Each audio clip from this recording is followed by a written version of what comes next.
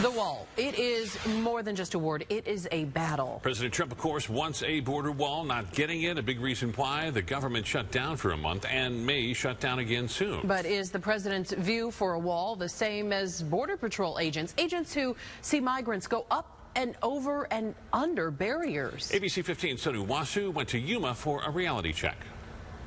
We are about 50 miles southeast of Yuma, a remote desert area which has become a hotbed for illegal immigration here in Arizona. Border Patrol agents tell me about 2,000 illegal immigrants caught right here in this area in the last month. It's an area in recent weeks that we've seen several large groups cross. An area with a looming wall 16 feet tall, but this border barrier alone virtually useless when it comes to keeping illegal immigrants from crossing into America. Just even from January 1st to today, how many people have you guys apprehended here in the Yuma sector alone? What I can tell you is the numbers. What we normally catch is between 100 and 200 daily, and it's not uncommon to have over 1,000 in a week. An unbelievable number of migrants crawling under, climbing over, and cutting through the border wall. Agents say these migrants are willing to risk life, limb, even dignity just to get here. We've heard stories from females that have been violated and raped in some instances during their travels by both the smugglers and other individuals that they were traveling with. The desperation and determination of those who want to live in America, no match for just a physical barrier. These agents say they need more. What we want is a wall system.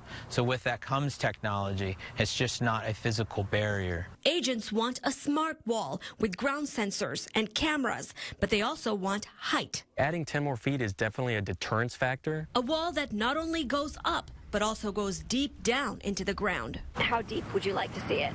As deep as they can make it. Agents say while they're focused on doing their job, it's hard to ignore the desperation, the suffering, and the injuries they see when migrants jump off this border wall, especially when they are children. We actually had a 14-year-old girl fall off of the border wall down near San Luis, and she actually broke multiple vertebrae in her back, and she had to be life-flighted to Phoenix. And then we just recently had a 3-year-old girl fall off of the border wall. Thousands of miles away from the politics of Washington, D.C., this is the reality for agents patrolling the Arizona border. As Border Patrol agents, we have to make sure that we are being very humane and understanding what these people could be going through. Border Patrol agents say they hope a smart wall system would push migrants to turn themselves in at the ports of entry, something migrants have been hesitant to do, especially after the president announced a new policy directing agents to send migrants back to Mexico to seek asylum. It's already happening in San Diego, but here in Yuma? Is that happening?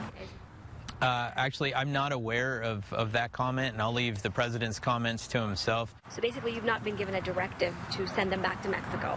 No, ma'am. I have not heard of that. Right now, agents say it's business as usual. Most migrants are interviewed, handed court dates ordering them to see an immigration judge, then released into the community.